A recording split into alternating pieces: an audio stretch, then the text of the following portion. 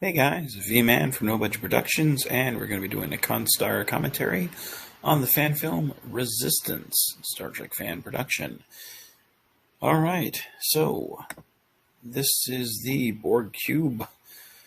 And it needs no introduction. So this film was done mostly a guilty pleasure. I had done this. I had done this film the same weekend I did the Valhalla Stone, the fan film Menard, the First Duty, and what else was it? Dark Mirror, Shattered Mirror. One of the one of the mirror ones, one of the Mirror Universe ones. So we had shot 5 films that weekend, and well, we had planned for 4, and I felt I wanted to do a next generation fan film, and this was, oh hell, 6 years ago, 7 years ago, and I felt that if I'm gonna do a fan film, I want to do a guilty pleasure fan film. I want to do a next gen one, you know. So I've got this uniform that I've had since, 98 or 2000. I've had it for forever. Let me do something in it. So I had Michael Sylvester, who was coming up. He had some next generation outfits. So he had everyone, we had everyone put those on, and I wore mine. And we decided, okay, we've got this bridge. We've got minimal power because we were running on gas generators. What story can we tell? And I decided, okay, I don't really want to tell a crash landing story because that's too easy. What can we do? And I really wanted to tell a story of Menard fighting the Borg, or a captain fighting the Borg. If you're in the next generation, you want to fight the Borg. Klingons are overdone. Romulans, they don't interest me. If I'm in the next generation, I want to fight the Borg. If I'm in DS9, okay, I want to fight the Dominion. But if I'm next gen, I want to fight the Borg. So I decided,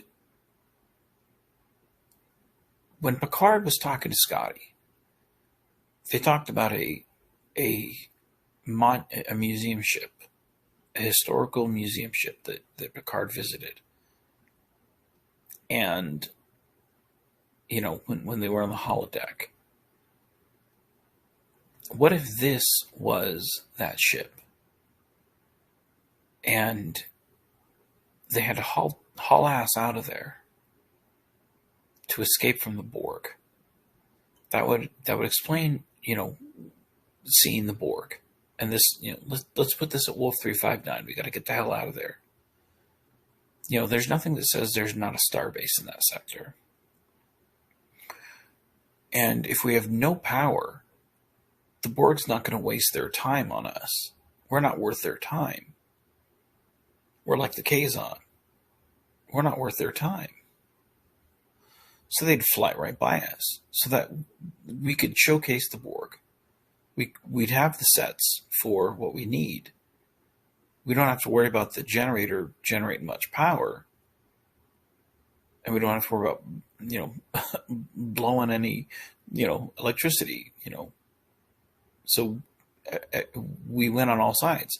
And we have the next generation uniform showing we're in the next generation era on TOS sets. So it sets us apart from everyone else. So I thought, this wins on all angles. And I put it against this backdrop of, is this Menard or is this not? I didn't answer that. And the people just went wild. So this was also something else I did. I have the nacelles light up, and they're blue.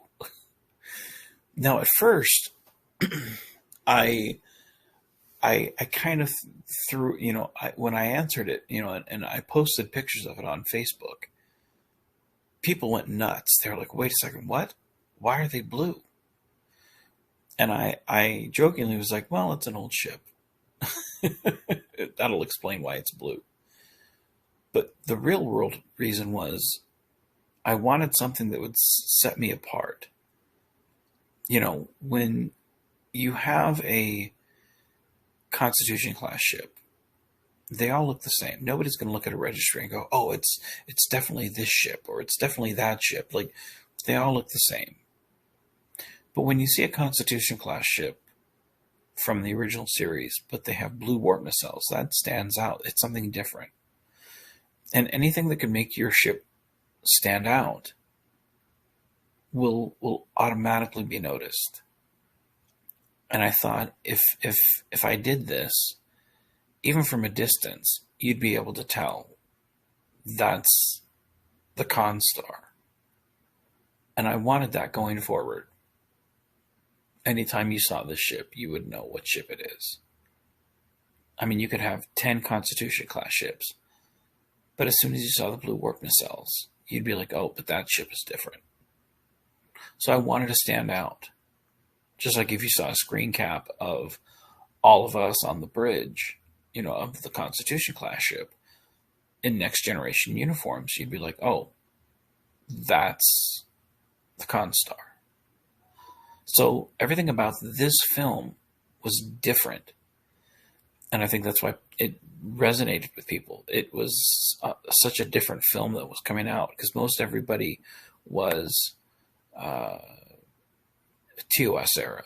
I mean, you had a couple next-gen films, a couple DS9 films, but not really. Most of it was generic TOS stuff. And we really were pioneering a lot of different stuff. Very low budget, but we were very different. Everything about this was different on so many levels. And it really resonated. This was supposed to be a one and done film. Like I said, guilty pleasure. And it just resonated with people. I mean, this is one step above shooting in your garage, but it works on so many levels. I mean, you're from the shaky cam to the poor fitting uniforms. I mean, this is guerrilla filmmaking at its best. But it works. It's a wonderful film. And again, we shot this in between other films. Like I said, we shot Valhalla Stone, Menard, Dark Glimmer. That's it. It was Project Defiant Dark Glimmer. That was the Mirror Universe one we filmed. And then First Duty. So this is fifth film, which again, whenever we film, we always film several films so that we have something to show for it. But again, it was unheard of. And a lot of people had asked, is this Menard, or is this Menard's grandson, or like, who is this? And I didn't answer. There was a long time that I just didn't answer a lot of these questions. I left it blank, because I really didn't want to return back to that, and when I did answer it, finally, people were wondering, how is he getting, how is he alive? Is it time travel? It's got to be time travel. Then some people were like, it's got to be Guardian of Forever. Like, there were so many different ideas, not even thinking about the quadlithium that I was introducing. It's like there were a lot of story elements that were tying into each other that people just weren't thinking about, but it was a lot of fun, stories from that era, But this moment where he sits into the chair for the first time,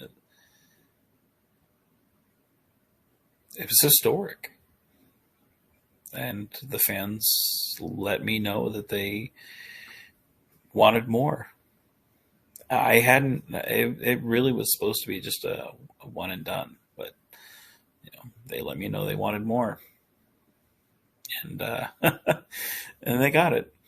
And here we are, you know, 6 or 7 years later, and they had you know several seasons of the stuff, So, all I can say is thank you to all the people that supported Constar over the years, and you know, it was a pleasure to do it. So, but if you like the film, give it a like. If you didn't like the commentary, give it a dislike.